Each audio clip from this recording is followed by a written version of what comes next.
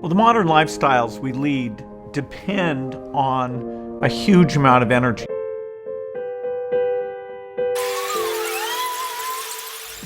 What we are doing is we're putting together the technology and marketing the technology of a renewable wind-based energy source that is the first really to successfully be able to have 24/7 capacity, and it stores the energy. And what's so unique about this in particular is that its byproduct is utility scale water. So this is actually utility scale renewable energy coupled with utility scale water. And it doesn't need any third-party source, it's a standalone unit. The energy miracle that's allowed for modern civilization is primarily based on hydrocarbons. That is coal, gasoline, natural gas. And as we burn that and release that, it heats up the atmosphere, and that heating changes the climate in a way that's a terrible threat to particularly the poorest people on the planet.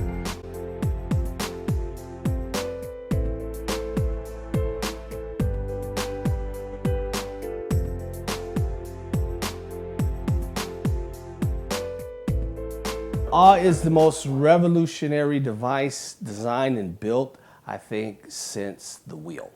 You know, the interesting thing about it is the simplicity in its design. It really is a new way of harnessing wind power in a much more globally friendly way. There's a larger spectrum of places that these devices can be used by making sure that we're harnessing some existing technologies to simplify the process and change the scale of what is necessary to generate truly usable energy. You know, the reaction to new things a lot of times, oh, it'll never work.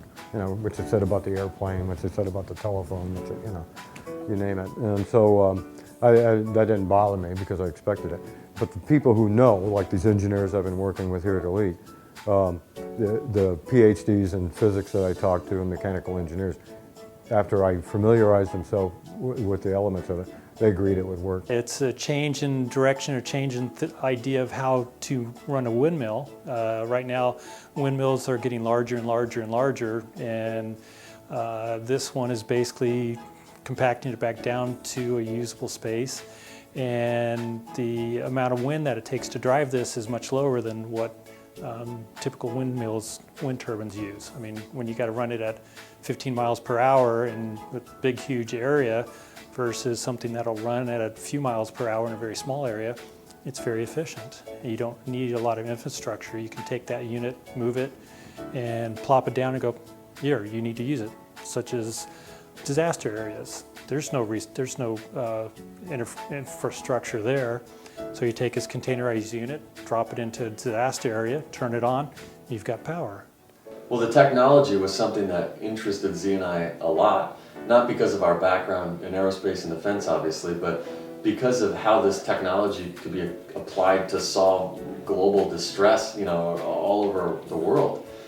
Z and I have always been interested. We've talked a lot in detail about how we can give back, how we can improve what we do here. It's one of our core values, having a lasting contribution to society.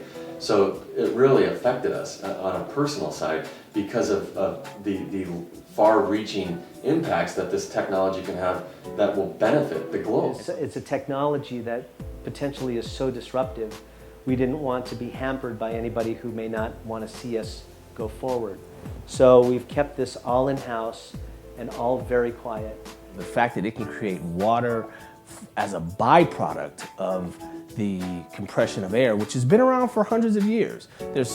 Everyone around here has an air conditioner in their car and it produces water. But Alan Jones thought of a way to be able to produce this electricity and water, you know, as a byproduct of utility scale electricity production. And it's all renewable, all completely renewable energy based on the wind and compressed air. That's the real uniqueness about the Ah, is that it's not a wind turbine. It is, we use the force of the wind basically to capture and contain compressed air. And from that, we use compressed air to then turn the air motors to create electricity. It's a lot more complicated than that. This is going to supply power to people who've never had power before. There's 300 million people a year dying in the world who have no water or contaminated water. This is going to supply water to all those, those people in famine because they'll have water to grow crops and to be able to drink. In some of these remote villages and they will have electricity for the very first time, be able to get internet, which may screw up their culture, unfortunately, but their kids will be able to get educated via the internet. They'll be able to communicate with the World Health Organizations about what food or medical service they need. Some poor doctor who's out there and trying to help them may have to do an appendectomy and he doesn't know how. He can get on the internet now because they have power and get advice from surgeons at a hospital. If we look at where we've had huge success in the past, the government's been there to fund the basic research. That was true for the digital revolution, where government contracts led to the internet.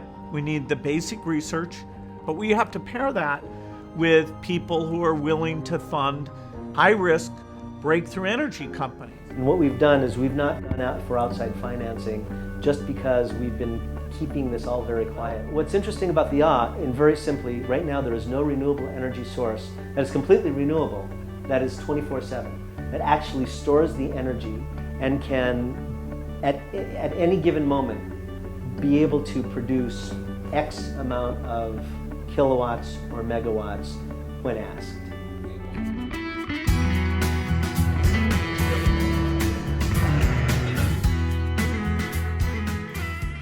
I am optimistic. I think we will get the increased investments. If we come together, really realize what solves the problem, then we will make the breakthroughs.